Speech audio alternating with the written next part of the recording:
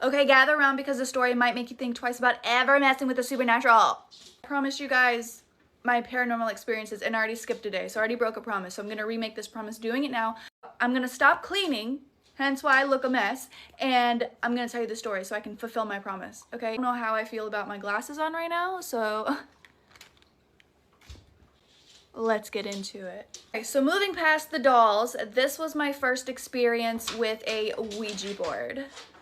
So when I was about 10 years old, my mom has always told me never to fuck with a Ouija board, okay? And she would explain to me like it opens the doors to presence we don't really need. And as like a child, you know, you don't really understand what that means, you know? Honestly, growing up, I was scared of my mom. Not because she was like abusive or anything, but my mom's just a hardcore bitch and she don't fuck around. Every time I fucked around, I found out, you know? So yeah, we don't play with mama, but we love her to death. She's my best friend. Besides the point, okay? When I was about 10 years old, I was at a sleepover with one of my friends. We're gonna call her Ruby, okay? And during the sleepover, it was me, her, and then 5 other girls, and we stayed in the RV that was behind her house. And her parents, of course, stayed in the house. We were having a blast, okay? We were eating pizza, we were playing games, we were laughing, living our best 10-year-old life, okay? We're having a great time, and then pause. One of the other girls pulls a Ouija board out of her bag. When she pulled out the Ouija board, everybody else was hype as fuck. Not me. No, ma'am. My gut was already screaming, don't do it. This is a bad idea. Bad idea. Bad idea. I held true and made my mama proud, okay? I was like, I'm not touching that. And of course, I got called a chicken, like, you're such a chicken, like, you're so scared. First of all, bitch, I'm not the one who's got issues. Just kidding, I kinda do. Of course, they start asking the board, like, is anyone there? Hello, are you here? Do you want to speak with us? Hello. For a few minutes, there was no answer. But suddenly, the planchette moves to yes. My heart dropped, okay? And all these girls are like, stop it, Ruby, stop moving it. And Ruby's like, I'm not moving it. And all the girls are like, okay, someone's moving it. But everyone's like, I'm not moving it, I'm not moving it, I'm not moving it, I'm not moving it. And here I am. Ruby then asked, what is your name? And the silence was so loud. But then Ruby was feeling, this girl was feeling brave, okay? She starts taunting this spirit. Oh, are you scared? Just tell us your name, you coward. And that is where the darkness started, bitch. The air in the RV got so thick. Then, okay, I got chills already. The planchette starts moving frantically, okay? And I'm talking like figure 8 frantically, literally figure 8ing, bitch. I mean like this, non-stop, okay? I have, look, can you see it? I got fucking chills, bro. I don't like it. Kind of don't want to say out loud what it spelled, so I'm gonna write it down. Or maybe that's worse. I don't know. I'm gonna use sign language.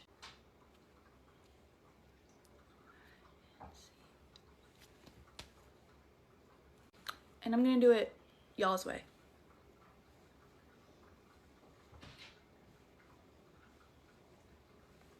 Did you catch that? Ruby laughed at this name and said, what kind of name is that? And I felt an instant chill run down my spine. The atmosphere just shifted, and then literally the lights just turn off.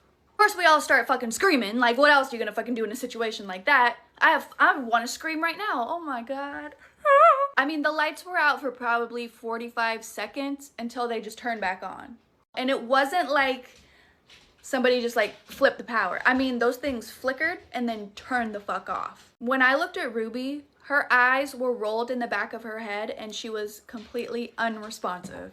Ugh. You know, me and the other girls, like, we're shaking her and we're like, Ruby, Ruby, Ruby, trying to get her to snap back into whatever fucking realm she's in. And right after that, she just fell backwards and it looked like she was sleeping. And me and the other girls are just like, and we're sitting here thinking like this shit's a prank, you know? I know something you don't. I know something you will never. Shut up. The tension was just so unbearable. Like, all the girls were like, okay, yeah, we're going to sleep. Me, I barely slept, okay? I knew something was not right, okay? I slept for maybe an hour. The next morning, I felt off. I was the first one to get up. I'm looking around, and Ruby, nowhere to be found. So I woke everyone up, and I'm like, yo, dude, do you know where Ruby went? They're like, no. What the fuck? Okay, so maybe, you know, she went inside. Who knows? So we all are like freaking out, kind of like, where is she after what just happened last night? The fuck? And we go into her house. Oh my God, bro, chills. We go into her house and we're asking her mom, like, hey, do you know where Ruby is? And her mom's face went blank. Like, what do you mean, do I know where Ruby is? We're like, she didn't come inside, right? And her mom's like, no. So we all take off outside and we're screaming like, Ruby, Ruby, where are you? Where are you, bitch? They lived on a lot of land. And behind the RV, we start walking, and there this bitch is. She's laying down in the grass, face down. Her mom goes to grab her, and she's like kind of shaking her, like, Ruby, wake up, because she's breathing. Ruby starts screaming to the top of her fucking lungs, okay? That scream is something I will never get out of my head. It's, yeah, no. So after she screamed, Daddy hears it. Ew, that was so southern, what the fuck? Her dad hears her scream. He comes running out. He's like, are you okay? Are you okay? And she's not saying anything, okay? So her mom, scared as fuck, as she should be, like the rest of us, okay? She goes inside and she calls our parents to come pick us up. Boom. And keep in mind, this was a time like, I didn't have a cell phone. I don't think any of us held a cell phone at 10. I don't know. The times are changing. It's weird. I personally did not have a cell phone. So when I was keeping up with friends, it was using the house phone to contact them, okay? Like, yeah, we had internet, but Facebook wasn't a thing. We didn't have any way to like contact her, like, hey, are you okay? Like, it was just, nobody heard from her and nobody called her. The scariest part of this, it gets worse, unfortunately. She didn't return back to school the rest of the year, okay? We're probably halfway through the year. Bro, I cannot deny the fucking chills. The next year, Ruby comes back to school. But it's not fucking Ruby, bitch. I barely recognized her, and I haven't spoken to her in, what, 6-7 months, right? Her eyes just looked off. They were very hollow. Her skin was pale as shit. No, I'm not talking about Edward. Sorry. There was something about her that just made me feel very unsettled. Like, it's so hard to describe that feeling. It was like an unsettling darkness. That's the best way I can describe it. Like, I didn't feel right, you know, and she didn't look right. But the creepiest part of all of this, I have tried to search for this girl, and you know me, bitch. You give me a name, background, where you live, your phone number, all of your email addresses, who you're related to, bitch, I will find everything, okay? I found nothing on her. Literally nothing. It's literally like she vanished.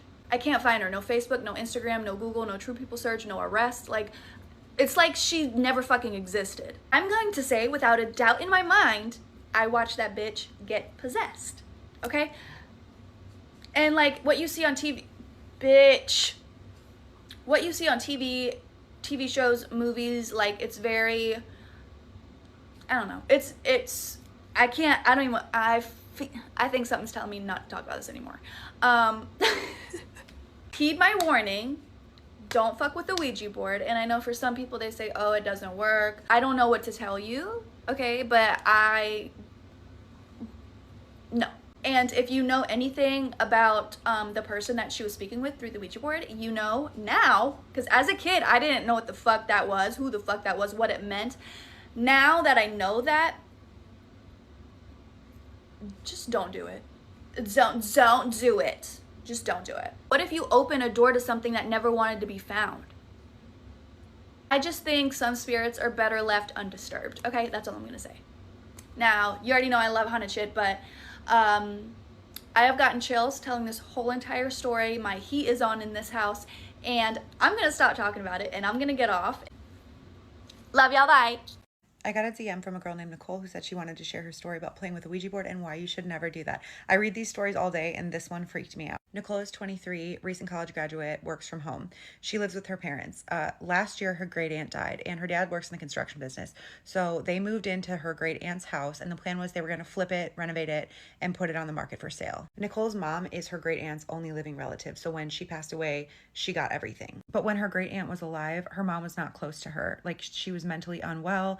I think there was some abuse when Nicole's mom was younger, and Nicole had actually only met her great aunt one time when she was a baby. The great aunt lived in the house by herself for most of her adult life. The house has actually been in Nicole's family for generations. And Nicole said the place is huge, like 8 bedrooms, way more space than they need, and it's just generally creepy. She said it hasn't been updated since the early 70s, and even though her great aunt lived there up until recently when she passed away, it feels like it hasn't been touched in decades. So one of the first things the family does when they move in is have a huge estate sale where they sell most of the furniture and bigger, expensive items. Nicole's great aunt had a lot of expensive clothes, so she's going through her closet one day looking for things to sell, and she comes across all these old dusty boxes in the back of the closet. She starts going through them, and she finds a Ouija board. There's some other stuff in the box that's pretty much worthless. She said, like, trinkets, old pictures, a few weird books, nothing really of value, but she takes the Ouija board and she's like, I'm gonna play with this. She said at that point, like, she just thought it was just a game, it's harmless, like, and it was old, so she thought it was cool. She did say this specific Ouija board was stamped with a 1917 William Fold brand mark, so it's a legitimate antique. So she's in her room that night. She FaceTimes her best friend Carolyn, and she's like, look what I found. Shows her the Ouija board, and Carolyn's like, oh my God, like,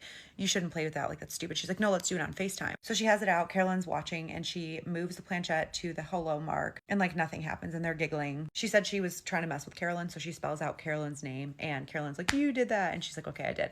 But then she said that she felt it get kind of cold, and the planchette actually did start moving. It spelled out hello. Carolyn was still laughing, telling her that she was doing it. Nicole's like, no, I'm not. So she asks it, who are you? And the planchette spells out Elizabeth. So she takes her hands off and she's telling Carolyn, like, I'm not doing this. I don't think I want to play with this anymore. And Carolyn's like, no, we need to know, like, who Elizabeth is. Like, put your hands back on the planchette. So Nicole does, but she doesn't say anything. And then it starts moving and it says, what do you want? Nicole spells out, to know more about you. It spells out, no, you. So Nicole took that to mean that it wanted her to ask it questions. So she started asking it random questions like, what is her aunt's name? And it knew. She asked it questions about the house. It knew what year it was built. It knew how many rooms were in it. She said she started asking it questions that she didn't even know the answer to, but the board seemed to know. So Carolyn is like not fully convinced that Nicole isn't doing this. And she's like, okay, like let's be done with it. Like, tell it goodbye. But before Nicole can do that, it spells out secrets. And then she says goodbye. So Carolyn puts it away. She's like, I think it was just my subconscious doing it, like whatever, like writes it off. But the next day, curiosity gets the better of her and she pulls out the board again and she decides she's going to play with it again. So she says, hello. She says, is this Elizabeth? And it says yes. And Nicole says, more secrets. Like she's asking it to tell her secrets. And the board says stairs. She says, what about the stairs? And it says, look. She asks it more about the house and it spells out, not a family home. But she's not really getting anything good. She's kind of bored with it. So she says goodbye and she puts the board away. A couple days later, she is working with her dad on a project around the house. He's complaining because he's having trouble with some permits because it's considered a historic home. She starts asking questions about the house and she says, do you know what this was originally built for? Like, I know it was built in 1862 or whatever. I don't remember the year specifically, she said. But he stopped and he's like, how do you know it was built in that year? And she was like, honestly, I've been playing with this Ouija board and it told me. And her dad is like, obviously does not believe her, but she convinces him that he needs to play with it. So that night, her mom, and her dad all put their fingers on the planchette and start asking it questions. She goes through the normal thing, like, hi, is this Elizabeth? It says yes. At this point, she thinks that the spirit is like friendly, like it just wants to inform her about the house. She asks it, can you tell us more secrets about the house? And nothing happens. And her parents are just looking at each other like, we knew this. But then the planchette starts moving like crazy aggressively across the board. And it just says, I'm here and I see you. They all start to hear a tapping on the floorboard above them. So she gets freaked out. She moves it to goodbye and she's like, okay. And the dad's like, it's just house noises. But then she said that there was just crazy things started happening around the house. Like doors would slam shut by themselves. Lights would constantly flicker on and off. Her dad was having a ton of issues with the electrical. And objects would disappear from one part of the house and then reappear in another. Like one specific example she gave is that her dad was using a circular saw. He only had one in the main foyer of the house. And then it just disappeared. It went missing. And they found it in an upstairs bathroom where he had not been working. There would be no reason it would be there. So Nicole has a suspicion that this is like Elizabeth or the spirit making all these noises and causing all this mischief. So she, on her own, because her parents don't necessarily believe that this is real, she contacts a team of paranormal investigators that she finds online. She asks her parents if they care if they come out to the house or like whatever, make yourself happy, entertain yourself. They come out to the house and they set up a bunch of equipment and they tell her that the spirit that she's been contacting is not named Elizabeth and it's not a friendly one. They tell her it's manipulative, it's feeding off her energy, and it's getting stronger with every interaction she has with it. They also tell her that it's trying to draw her deeper into the house and trap her there. They hold a seance. They get the planchette, which they think the spirit has attached to, and they ask it to cross over. During the seance, the planchette flies across the room and cracks a window. She says it felt like the air was stale, like the house was like closing in on her. She says the investigator said they got it to leave. It successfully crossed over, but she said afterward she still didn't feel quite right. They are still living in the house probably for another year or so, and she says that she feels constantly like she's being watched. She says that even though all of the activity stopped, doors no longer slam, lights don't flicker anymore, she feels like it's still there. And she says the kicker is that when her dad was redoing the stairs a few weeks ago, he ripped up all the carpet, and on the floorboards underneath there were stains. And whatever the stain was, it was a lot across multiple stairs. It looked like something had dripped down. He ended up having to sand it all down and restain all of it. She says she just wanted to share her story to remind people to be careful with things like that. Keep sending me your spooky, scary stories, and I will keep posting them in this playlist. Also, if you guys are on Insta, I have polls every day of which story you want to hear next, so follow me there too. Let's talk about why I tell people to not play with Ouija boards. If you're new here, hi. I usually talk about some pretty scary stuff, and a lot of the time on my page, I talk about other people's experiences. However, I have a lot of my own. And if you've been here for a long time, then you've probably heard the story, or if you listen to any of the podcasts that I'm on, you've probably heard this story. But I think it's important to revisit it because I am a very strong advocate on not messing with that thing specifically. And it's because of my experience. And before I get comments flooding into my everything, I know I should have listened to my mom, okay? I know that now. But let's get into it. When I was a freshman in high school, I and my friend decided to make a Ouija board and play it in my room. You may be asking yourself, why did you make it? Because I've come to find out that when you make things with intention, it is worse. And if y'all are unaware, Toys R Us, when it was a thing, you could buy a Ouija board at Toys R Us. You can buy Ouija boards at a lot of toy stores or novelty stores, which is very scary in retrospect, but I digress. So, this person I was around had already experienced a lot of things with ghosts. I'd only seen one, and I was almost certain that it was just a family member. So we shut off the lights. I had this little table, it's sitting over there, and we put the Ouija board, I put the planchette on, we lit a candle, and we put a small piece of silver on the corner. And we're asking dumb questions like, who are you? How old are you? You know, whatever. And the planchette is moving, but it feels so strong that I'm convinced it's her pushing it. And it's answering normally, like I don't remember the answers to that, but I do remember the answer to this one. I got fed up with the planchette moving so quickly that I asked the board something that my friend wouldn't know. And I proceeded to ask it, if you're so real, what is my grandfather's middle name? So when my grandfather passed, I am almost certain that we did not put his middle name on his obituary because nobody knew that. And that was like something within my family that we did not share, etc. There were 5 letters in his middle name. The planchette stopped moving when I asked the question. We sat there for probably 15 seconds, and I was like, this is fake. I knew you were pushing it. And as I'm saying that, it starts moving. It goes to the first letter, and it's right. It goes to the second letter, and it is right. It goes to the third letter, and as it's heading for the third, I take my hands off. I know, big no-no. And I am absolutely horrified. It finished spelling his middle name, and afterwards, I put my hands back on, we said goodbye, I blew the candle out, and we just went on our merry way because that was too much. Now, the backyard at my parents' house is set up where we have a lot of shrubbery and tall trees. And after our session with the Ouija board, we decided to do something that we thought would be fun, which is taking photos in my backyard. And it's important to note that the room that I had at my parents' house in the basement, the window in the room faced out towards the backyard. And as we were taking photos against this shrubbery, I had my back faced away from the window. My mom is the only one home, and as I'm taking pictures of my friend, we hear, we both turn around, we don't see any movement. My parents' room was right above where I lived, so I'm convinced it's my mom messing with me. I run inside, I go upstairs, I fly through her door, and she is asleep. I wake her up, and she does the mom thing where she's like, you know? And I'm like, why did you scare us? She had no idea what I was talking about. And for a long time, I was like, no, I know it was you because you told us not to do that and blah, blah, blah, blah. Ratted myself out. And she immediately was like, I did not mess with you. And I will get into how I know it wasn't her. The following month after this happened was the scariest month I can possibly think that I had activity in my house. So a week after we played with this board, my sister burst into my room at 6 a.m. and she's like, I have something to talk to you about and I don't know what it was. Okay, weird, because my sister usually sleeps until noon and she's up at 6 a.m. willingly, and she says she has something to tell me because she doesn't know what it was. I immediately have a weird feeling. She begins to tell me how she essentially astral projected out of her body and was looking at herself sleep through her window, which is on a slope at my parents' house. And she saw something leaning over her body.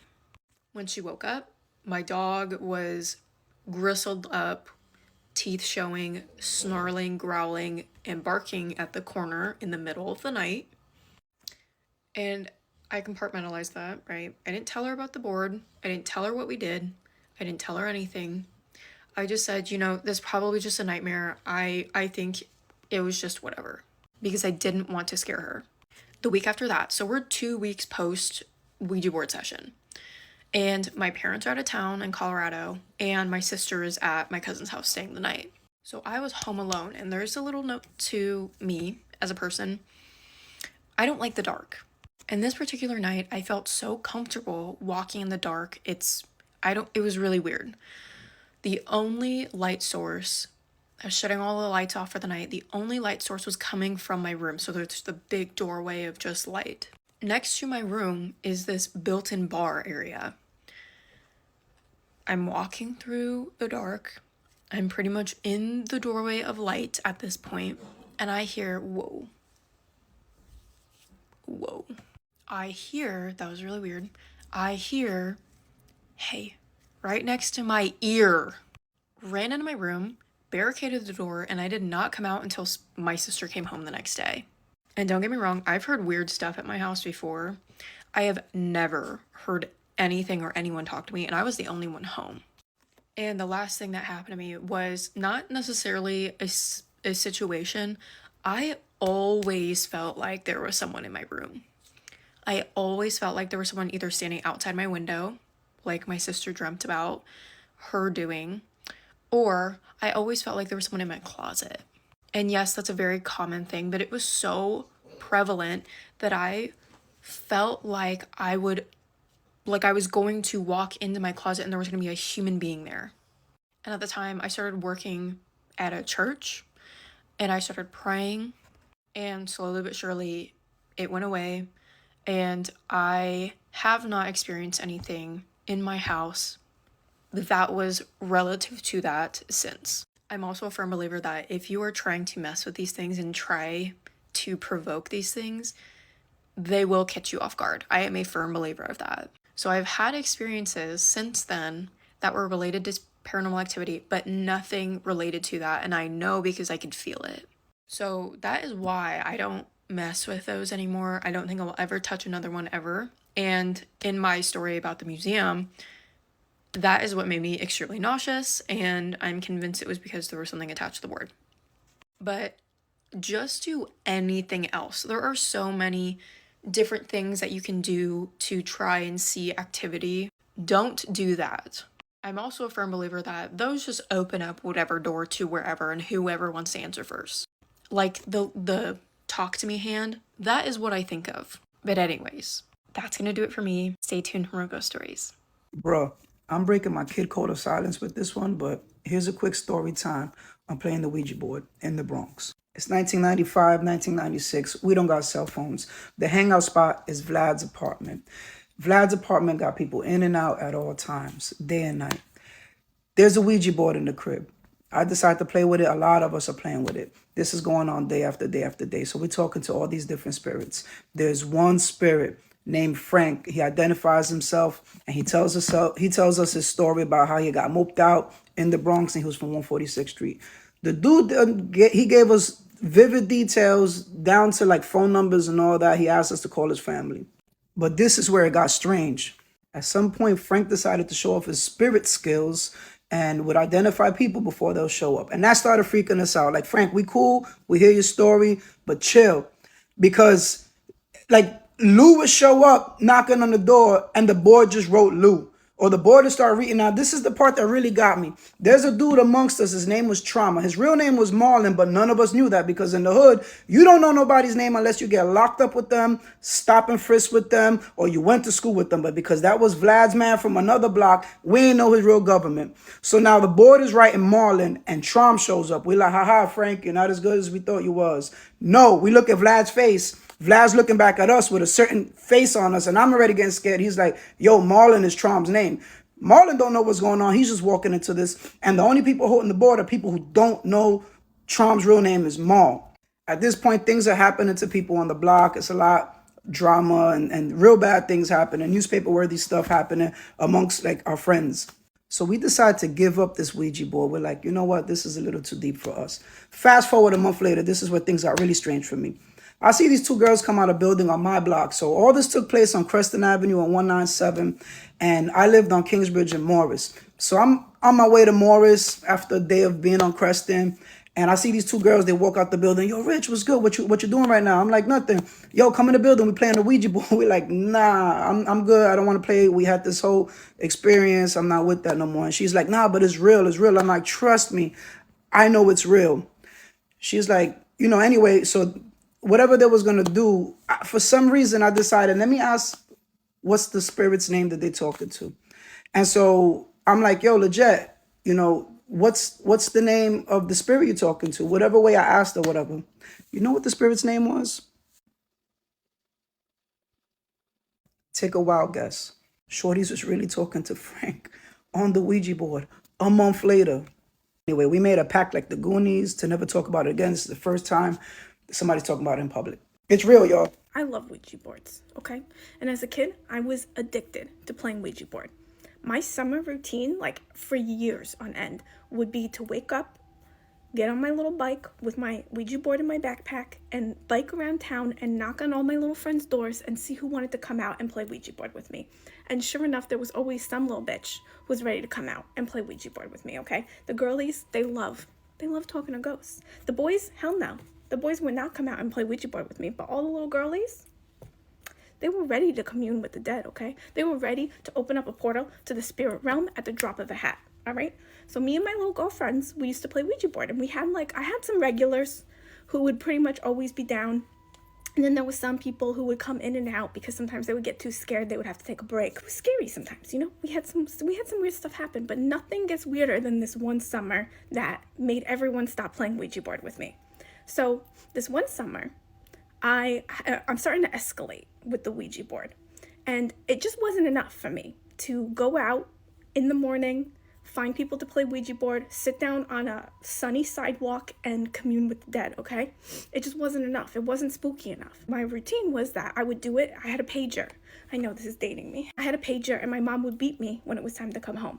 So, I would do it into the dark a little bit, but it just wasn't spooky enough still. What I decided to do was that I was going to start sneaking out of my house and going into the woods near my house at night.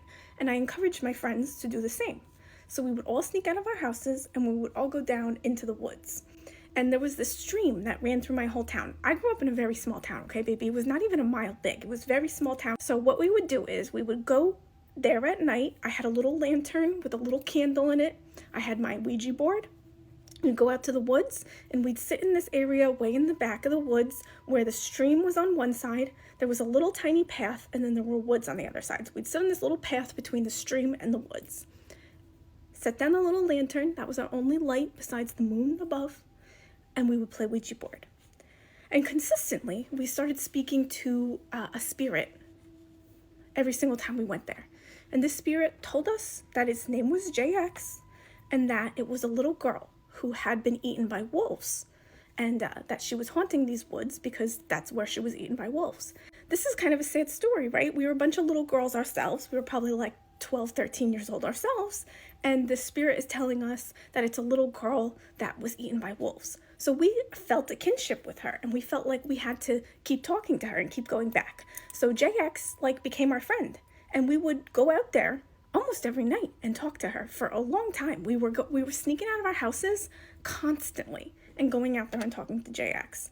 And things escalated pretty quickly. One of the things that we noticed is that as we were talking to her, we would start to hear pacing out in the woods next to where we were sitting. And we would look into the woods and we couldn't see anything out there. It was just the pitch black of the woods, but we would hear footsteps pacing back and forth alongside where we're sitting. So at one point we asked the board, we say, JX, is that you out there? And she said yes. So we were like, oh, okay, so that's her. She's pacing over there and she's talking to us through the board. This makes sense, right? But things kept getting weirder. And it got to the point where we realized that JX would do little party tricks, right? Like one of us would take our hands off the board and we'd ask a question that like only we could answer, right? And we would see if the board would give an answer, and it would like read our minds. So we were like, wow, she's really in tune with us. And some of the girls started getting really spooked and they stopped coming. People were getting really creeped out. They were having dreams about like this little girl who was like all torn up. So it was really affecting some of them. But of course, my morbid ass, I was like, this is so exciting. This is so great. So I kept going every single night, and whoever was down to come with me would come. Sometimes it was just only me and one other girl. But no matter what, I was there almost every night for this entire summer until there was one night, right? We're sitting there, we're talking to the board, and I start to really listen to those footsteps out in the woods, okay? I'm really tuned into them. And I start to realize that it doesn't really sound like feet stomping, you know, on the twigs, on the branches. It was almost like this hard, like clip, clop sound. And I was like, you know what? That shit sounds like hooves. That sounds like hooves out in those woods, just pacing back and forth. So I took my hands off the board. I felt this like cold chill running through me. And I looked down at the board and I asked, JX, is that really you out there? I watched, with my friends touching the planchette, I watched the planchette slide to yes. Went back to the center. Everybody's quiet. They're all looking at me now because they could tell that my mood has shifted significantly. So I say, JX, do you have hooves? And the planchette starts to slide to yes. The window on that planchette just got over yes before my friends flew up. They threw the Ouija board. They all started running. I had to gather up the Ouija board, gather up everything, with them already down the path, already out of sight, okay? I'm gathering everything up. I hear the pacing in the woods stop.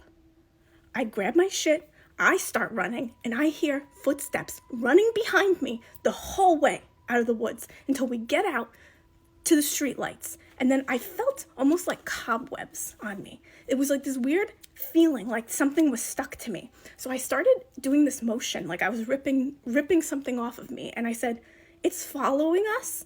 So we went back to my house. I fancied myself a little witch, right? So I had sage, I had all this shit. I started like burning sage on us and like throwing salt water on everybody and like banging bells. And I was like, we don't want you to follow us. You are not welcome to follow us. You cannot attach to us. JX, you tricked us. And I was like talking to her out loud. And at that point, I felt this like kind of cobweb feeling come off of me. It stopped, all right? And nobody really wanted to go back. But of course, I couldn't stay away. It took me a while to start going back. But when I went back all by myself, nothing really happened until many, many years later. I'm talking like 15 years later, right? I'm a full-grown adult now.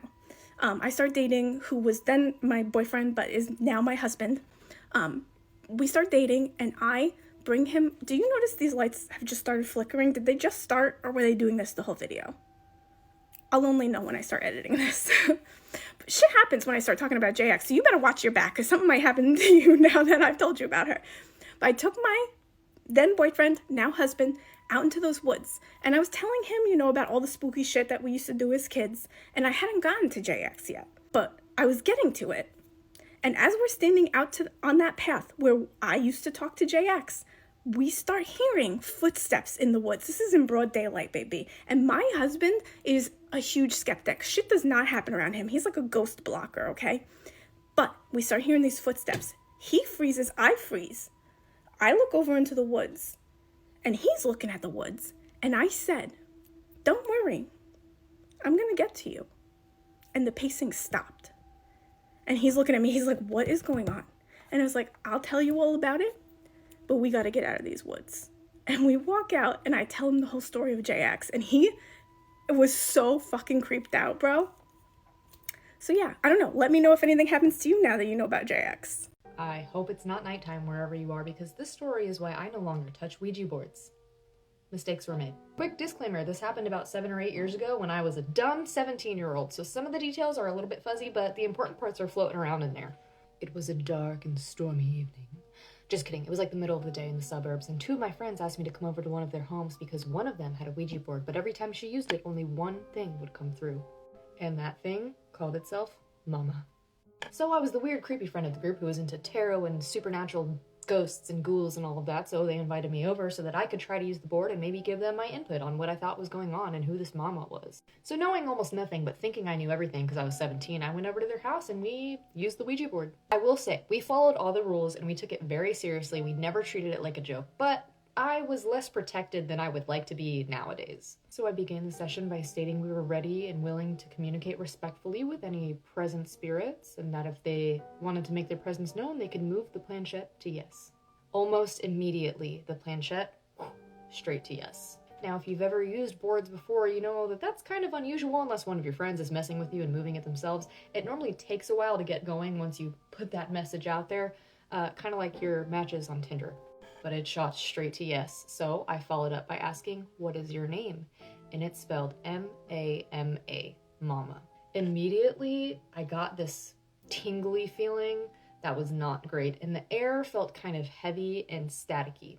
I don't know if my friends were feeling it, but I was. But they kind of had looks on their faces like they were maybe feeling it, or they were just really creeped out. The way I describe the energy is like if you've ever been around when something really bad happened, like somebody broke a bone or got hit by a car, both of which have happened right in front of me. You know the feeling in the air is like charged electrically with a really icky feeling. It was exactly that feeling. So I started asking more questions. How old are you? How did you get here? Did you live here? Etc. And a lot of the answers I'm getting, I'm feeling kind of bullshit. I can't describe it. It was just a feeling I had. Another thing to note was that when it wasn't actively answering a question, the planchette was moving in figure eights. I then asked if any other spirits were present, and it said yes. I asked how many, and it said either 3 or 4. I don't remember the exact number, but I do remember that the answer was yes. So I said, will you let any other spirits communicate? And it immediately jumped to no. I'm sensing whatever this is extremely controlling and overbearing, and it's been lying. At some point, I was feeling a little brave, and I decided to ask, how old are you really? It paused, and the planchette slowly moved to 0.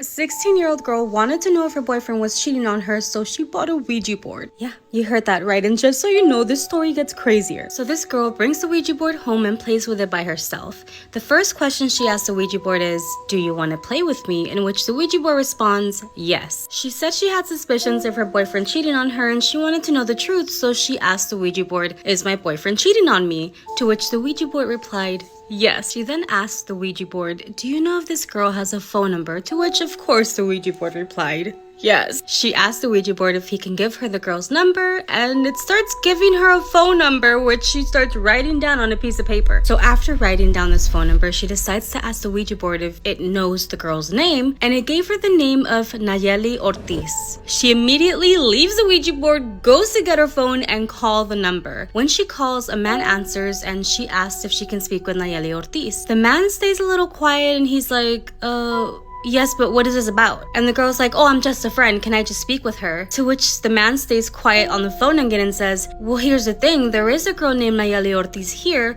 but she's 2 years old, so how can she have a friend? So after that, the girl's realizing that the Nayeli Ortiz the guy's talking about is 2 years old and not another 16-year-old girl, she apologizes and gets off the phone immediately. So she goes back to the Ouija board and asks why it would give her a name of a 2-year-old girl and not another 16-year-old girl that her boyfriend's cheating on her with. The Ouija board responds, that little girl is going to die. In which she says, why? Why is she going to die?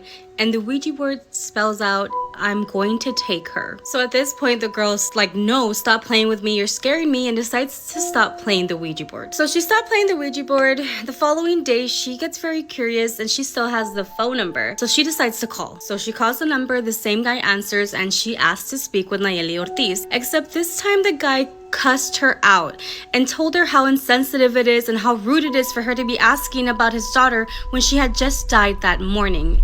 And he hung up on her. So after that, she just couldn't believe that happened. Like, the Ouija board said the girl was gonna die. The girl actually dies. And she just thinks it's a dream. Like, this couldn't have happened to her. So at this point, years have passed. And she's still in disbelief that this could have happened to her and the way it happened to her. So she gets curious again and she wants to go look for the phone number that's in her wallet so that she can call again and maybe get more information this time. Except for that phone number that's on a piece of paper is no longer in her wallet, and she could never find it again. At this point, she still had the Ouija board and she hid it under her bed, and she claims that every time they would clean or something, that Ouija board would reappear like in the middle of her bedroom, almost like it wanted her to play with it again. It got so bad that the dad ended up burning that Ouija board, and she mentions buying another one. She bought another one because she wanted to continue to play with it. I don't know, man. I feel like I would have just contacted one of my best friends, would have given me all that information I needed to know if my boyfriend was cheating on me or not.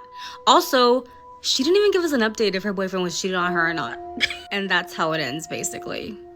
I don't know what to make of it, because I feel like that shit is scary, and if anything, that happening would make me not want to play with the Ouija board again. By the way, this story was originally in Spanish, and it's in one of those podcasts where people can call in and tell them their scary story. So if I find the original creator, I will tag them in the caption, because I don't think where I saw it is the original person, like the original podcast people. But if I do find it, it'll be in the comments. But what the hell do you guys think about this story? I can literally tell you the biggest mistake I've ever made in my life. And I made it when I was in the 3rd grade. In this life, there's no do-overs, there's no take-backs. But if I had a time machine and I was only allowed to go to one place, I'd go there. I would warn sweet, little loving and trusting Colette, don't do it. Don't you do it. Put that Ouija board away. The biggest mistake, the biggest hands down, was playing with the Ouija board when I was young. In fact, I didn't just play with it, I became obsessed with it. And a very particular spirit whose name was Steve. Steve supposedly died in a car accident in the 50s, and I always knew it was him because he would make a figure 8. He was sad and he was lonely, and he was my friend. I loved Steve so much, I actually used to make my mom put a place for him at the dinner table. And when I'd get home from school, I would be so anxious to talk to him again with that board. I had no idea what I was doing or who I was talking to. It wasn't Steve. And I opened a door to a world, a very dark place, into demons, a door that I didn't know how to close, a door little Colette didn't even know she had opened at all. I had it all. I was genuinely the most beautiful, kind, compassionate, loving child. I still am. I'm just a bigger version of her today. My childhood was perfect. We didn't have much, but we never knew that. My parents made sure that we were so loved, we thought we had it all. I literally think back so often. I often think back, I think about it a lot. What would my life have been had I never gotten a hold of that board? After playing with that Ouija board, my mom got a little upset. She noticed I was becoming obsessed, and she insisted that it get thrown away. Reluctant and angry, I threw a fit, but I went to bed, as my dad threw it out in the alley in the garbage can. The next morning, I was awoken by my mom, and she was angry. She's the sweetest little lady, but when she's mad, she's mad. I couldn't even figure out why she was angry, and I was trying to still wake up. When I understood, she was insisting that I actually defied her and went out in the garbage at night, big no-no, and retrieved the board and put it back in my room. I was so confused, I didn't know what she was talking about, but then I glanced up and I saw the board on my dresser. I didn't do that. I wouldn't do that. I never defied my parents, not when I was young. I think it freaked my dad out because I remember him breaking the board and driving it directly to the town dump. It never came back. It didn't have to. The demon had already been invited into my life. If I were to tell you the story of my life, was not the life I was intended to have at all. Riddled with pain, suffering, horrible decisions, horrible people, horrible things happened to me the rest of my entire life. There were 28 girls recently hospitalized, all lost consciousness after playing a Ouija board in Colombia at a school. Now is not the time to be playing with Ouija board. CERN has successfully opened a portal and flooded this entire world with demonic forces and entities, and they are just hunting for victims to find. Don't you ever let me hear that you'll ever play with a Ouija board. Please, I'd give anything to take that back. I've never come up with an explanation for this, like how this happened or what happened. It still brings like tears to my eyes, and it makes my eyes well up, not like sad, but it's like a weird response that I have when I think about this. Like it freaked me out. I was in jail with some women who were already sentenced, and like the way that we were doing our time was we were in these wet cells and they would get locked at night, and then during the day we had like this day room area, had one TV out there, and we could go out and like sit on the stainless steel picnic tables and watch the TV and talk, do hair, play cards, stuff like that. Well, I had a really good friend named Kelly, and she was locked up too, except she wasn't in my cell, she was in another cell. And so one morning they popped the lock and everybody comes streaming out of their cell, and they're going into the day room and getting a good seat, and Kelly comes out, and I was like, hey girl, what's up? She said, can I talk to you? And I was like, yeah, you can talk to me. There's not a lot of privacy in jail, but at this time, like, you can go in other people's cells, like you can kind of move around and everything. My roommate ended up going to take a shower, and so I was like, come in here and talk to me. And she said that something freaky happened to her last night and she could not explain it. She said that the night before she's on the top bunk and her roommate was on the bottom bunk. And she had been on her top bunk, had her blanket around her, her head was facing the wall, and she was sleeping when suddenly something nailed her. She was like, what is that? And she kind of got up, looked around, and she sees this pencil on the floor. And it looks like this pencil has just come out of nowhere and like nailed her. And she was like, my roommate's playing games, like she's trying to prank me, because she leans over and looks and her roommate is dead asleep. I was like, girl, that girl's playing games with you, like, don't worry. She was like, well, there's something else too. She said, I asked her for a sheet of paper yesterday. The girl had this like stack of loose leaf notebook paper, and she started going through it, and some of them had writing on them already, and so she was trying to find one that was blank, give to Kelly. And she said that she saw one, and it was a Ouija board, like a homemade handwritten Ouija board. And Kelly was like, yo, what is that? Like, what are you doing? And it even had like a little planchette. It was made out of a piece of paper. And the girl was like, yeah, that's just how I communicate with spirits. Like, when I'm in here, I don't have access to my Ouija board, and so I just make this homemade one. And Kelly was just like, okay, weird, but whatever. And so coupled with that and something like nailing her at night, she just was a little freaked out. The day goes on and everybody's out there on the picnic table. Kelly's roommate is out there too, and there's a couple other girls playing cards and stuff like that. Well, my dumb behind decides to be like, hey guys, has anybody ever played with a Ouija board? And so everybody starts telling their Ouija board story, right? Well, the girl, and I've got my eye on her because that's the whole reason I asked the question, the girl the whole time is just sitting over there with like a little quiet, self-satisfied little smirk kind of deal. And I was like, do you think those things are real? Like, I was asking the group, I was like, do you really think like they move because the spirit is moving it, or do you think there's always like a human or person moving it, you know? And the girl finally spoke, and she said, oh, I know it's a spirit that moves it. I speak with them. And it got quiet. And then some girl made a joke, and she was like, well, tell them spirits to call my bail bondsman, get me the hell out of jail. And like everybody laughed, moon was broken, whatever. So later on, I asked Kelly to put my hair in braids. I wanted like the pigtail braids, and she said, sure, go get my comb out of the cell. And told me exactly where it was. It was on her top bunk, under her pillow, because she had been using it like right before they had popped the locks open. And so I go into her room, and hang on, I go over, I lift her pillow, I get the comb out from underneath it, I'm turning around, and I notice something on their desk. It's like a stainless steel desk that's stuck against the wall. It's a hairbrush, and it has a rounded at the bottom like handle, like it's and rounded at the bottom, and then like the bristles and everything, but it's standing perfectly upright. And I kept waiting for my brain to like catch up and like show me that it was an optical illusion or something. And I literally stared at it and watched. It was perfectly up. There's no way it could balance. No way. I know I tried it later. There was just no way it could balance like that. And plus, with like all the commotion, people coming in and out, like it surely would have fallen over. And y'all, I stared at this thing and I was just like, and I couldn't talk. Like I couldn't, like I was so, I don't know, I just knew I was seeing something that wasn't real or couldn't happen or it was supernatural. And right about the time that I was able to catch my breath and be like, Kelly, the thing flew across the room and it hit the wall in between the top bunk and the bottom bunk, and it landed on the girl's roommate's bed. And I got out of there. I don't have any explanation for that. I don't have any explanation for that. And it was terrifying. And it's not something I share with a lot of people because honestly, who's going to believe you? But if anybody has ever had like a similar experience or you have some kind of explanation for what happened, I would be really interested in hearing that.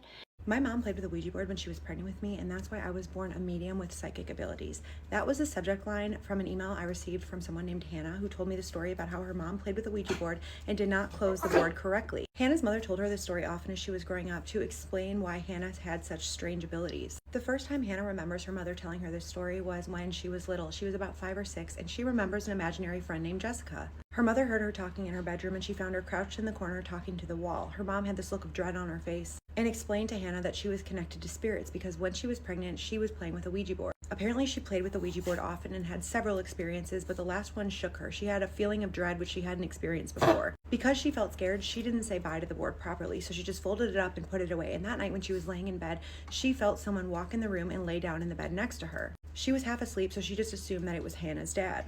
She turned over to cuddle with Hannah's dad, but it wasn't Hannah's dad. There was nothing there, but she said it was talking to her in dark noise. There were no words, but telepathically, she was receiving a message that said, "I'm with you and your daughter now." She continued having these experiences of being visited in the middle of the night by a shadow figure that talked to her telepathically. As Hannah got older, she continued contact with Jessica, even though her mom told her not to talk to her when she saw her. As Hannah got older into her preteen years, Jessica didn't visit as much, but another imaginary friend took her place, and this one's name was Lilith. And Lilith would tell Hannah to do things that she knew were wrong. For example, her little brother, who was 2 at the time, was playing one day when Lilith told Hannah to walk over to him and push him over. She said it was like Lilith's voice drowned out her own thoughts, and she continued having violent urges toward her little brother. She couldn't help it, and Lilith often visited her at night. Sometimes the door would creak open and she would see a tall shadow figure that stood in the doorway watching her. The figure continued to terrorize Hannah. She often experienced sleep paralysis in which Lilith would come and tell her to do violent things, hurt, steal, unalive her siblings. And as Hannah laid there in a state of sleep paralysis, unable to move, Lilith made her presence known. There was a small piano in Hannah's room, and sometimes Lilith would walk over to it and play 3 notes in the middle of the night. She would slam Hannah's closet door so loud that Hannah's mom would come in and wake her up. It was so bad that the family ended up moving, but Lilith didn't stay with the house. She followed Hannah and continued to terrorize her. Hannah was not a good teen. She was constantly getting into fights at school, skipping school, and Hannah and her family were constantly fighting. One night, after a particularly bad fight, Hannah's mom sent her to her room. Her room was next to her little brother's room, who was sleeping in a crib at the time. After Hannah went in her room, her mom went to put her little brother to bed in his crib.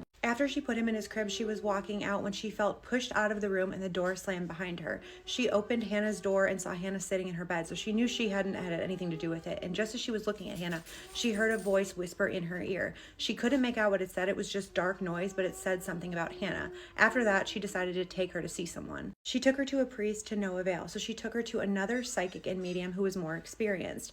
That psychic and medium said that Hannah had a very dark and old spirit attached to her. She said this spirit in particular, who was appearing as Lilith, had also represented herself as Jessica. She often appeared as a child to make children trust her. That psychic performed a cleansing, and for a few months, Hannah seemed to get better. She had no more experiences with Lilith until that summer. Hannah and her younger sister were playing in the pool when suddenly Lilith appeared at the edge of the pool and told Hannah to push her sister underwater. Luckily, Hannah's mother was around and caught it in time, so nothing bad happened to Hannah's little sister, but after that, they sent Hannah to live with her grandmother and grandpa. Her grandmother and grandfather were very Christian, and she said at first it did seem to help being in their house. One day after school at about 4 p.m., Hannah was sitting in her bed just relaxing, trying to nap, when all of a sudden her door swung open. Her grandmother and grandfather were out in the yard doing yard work, so they weren't inside to witness the tall, dark figure standing at Hannah's doorway. It crouched over and started whispering to Hannah things that she couldn't make out. This thing in the doorway seemed to paralyze her. She couldn't move, so she sat there and watched it whisper to her for an hour. Finally, the door pushed open fully and the figure rushed at Hannah, to which she let out a blood-curdling scream. Hannah's grandfather rushed in the house, but he stopped at the doorway. He said it felt like there was a barrier preventing him from entering, and he saw a black, shadowy figure